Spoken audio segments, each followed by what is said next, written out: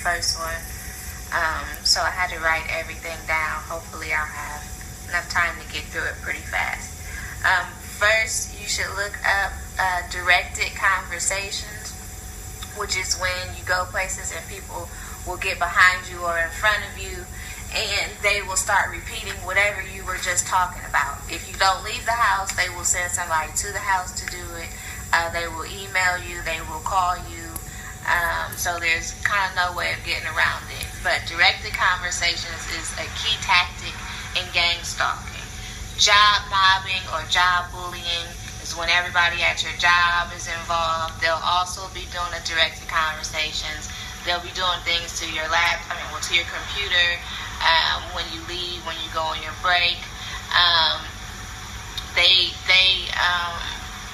correspond through text messages and emails and stuff like that to help the stalkers keep surveillance of you. They'll also be taking pictures and videos of you. There's vehicular surveillance, microwave technology. They are putting chips, RFID chips in people. There's voice-to-skull technology where people are starting to hear voices coming through the chips. The chips are implanted in their dental area or in their ear canals, in their nose. They're planting chips pretty much wherever they can. For me, you'll start noticing traffic formations. They use a lot of white vans. In my case, a lot of white vans and red pickup trucks for some reason. They were always either behind me or in front of me. They'll do things with their lights. They'll flash their lights at you, their high beams. They will... usually for me, it's like coming the other direction. It'll be somebody with one headlight, or they'll jump in front of me and it'll be somebody with one tail light out. So they'll be doing these things to you over and over and over and over again, every day, pretty much. A lot of coughing. You'll notice people will come around you and just start coughing for some reason, and those are usually signals that they're having with each other, and a signal to you to let you know that it's a perk nearby, blah, blah, blah. They get a kick out of stirring you up and making you panic. So if you can try to control it, do your best. I know it's hard in a situation like that. And, what makes it scary is that you don't know what the end result is going to be. You don't know what their plan is. Nobody answers any questions. You don't know how you got involved. You don't know how long it's going to last. You don't know when it started. You don't know exactly how many people are doing this to you. You don't know if you're being broadcast. I know for me, a lot of people started walking up, strangers even, started coming up to me talking about a reality show. And I hate reality TV. So people will start coming to you having the most kind of random conversation. So be aware of all of that. Always be aware of your surroundings. You will feel humiliated. You will feel exploited and defenseless. And that's what they want. So don't feel bad about those feelings. It's not your fault. The humiliation comes, it's not like, oh, they're laughing at me or anything like that. You feel humiliated because you feel like everybody knows what's happening to your life but you. And you're the person that should be in control or have a say-so over what's happening to you. So that's where the humiliation. You feel left out. You feel in the dark. You feel confused all the time. You're scared because your home is being invaded. Your privacy is being invaded. And it's almost like everybody is enjoying it but you. And I know for me, it really hurt because my mom was involved and I couldn't stop them from harassing her.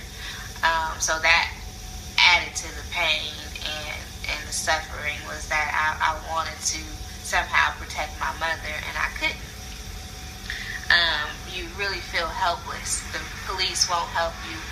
I've been to, counseling and trying to get therapy for it because I felt like I couldn't live a normal life anymore. So I've gone to these people, and of course, when you tell them your story, they tell you you're paranoid schizophrenic. You know, I've had that happen to me. I know people who have been, because they tried to protect themselves and made, foil helmets and foil things for their phone. They had to get locked up because of it. So, you feel defenseless. You feel helpless. You feel like there's nothing you can do. You're a victim. You don't want to take that mentality. But, when you try, you repeatedly call the police. You get your phone checked and they tell you there's either spyware on your phone or there's a virus on your phone. You get a new phone. It still continues, and you keep trying to fix this problem. You keep trying to get out, and you keep running to a dead end. So you can't date. I've tried dating people. I've tried, just trying to ignore it and have a normal life. They will not let you. Okay, these people will push and push and push until you break. That's the whole point, is to try to get you to break, and either kill yourself or kill somebody else or get locked up. They want to drive you crazy. If they didn't want to, they wouldn't constantly pick, because it's like a picking. It's a nuisance, and it's all the time. It's 24/7. Every waking moment, you're being watched, you're being listened to, and they make sure you know that. So if you are having these experiences,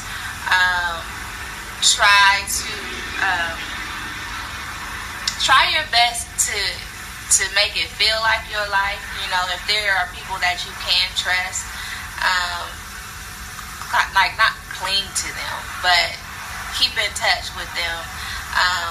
I know for me, I kind of lost trust in a lot of my immediate family, because it all seemed like, at first it seemed like they were involved, and then it seemed like they wanted to attack you because you were trying to tell them, like, somebody's stalking me, and they would come at you like you're the problem, and most stalkers will blame the victim for their behavior.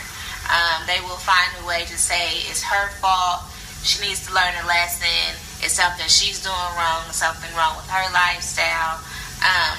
They will always find a way to make it your fault that they are having this behavior, because they don't want to look at themselves and say, I should stop what I'm doing to this person because it's causing them a lot of pain. I've lost everything because of it. Jobs, homes, cars, friends, family. I've lost it all. And the stalking continues. They will get your whole community. Moving doesn't do anything. Wherever you go, they will follow you. They will get people in your community to continue the stalking behavior. So moving does not help.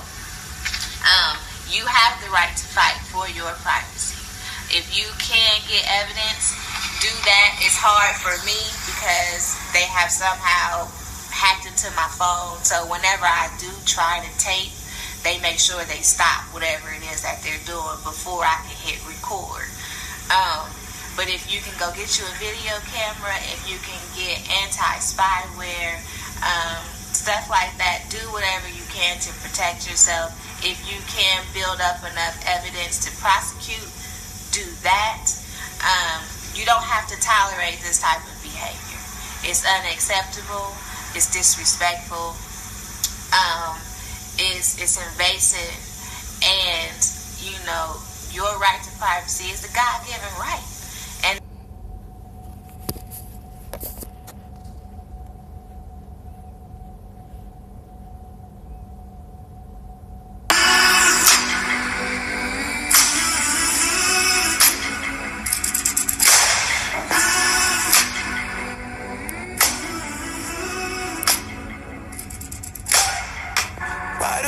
while the world is sound asleep, and too afraid of what might show up while you're dreaming. Nobody sees you. Nobody will believe you. And every day try to pick up all the pieces, all the memories that somehow never leave you. Nobody sees you. Nobody will believe you. God only knows what you've been through. God only knows what they say about you. God only knows how it's killing you. But there's a kind of love that God only knows. God only knows what you've been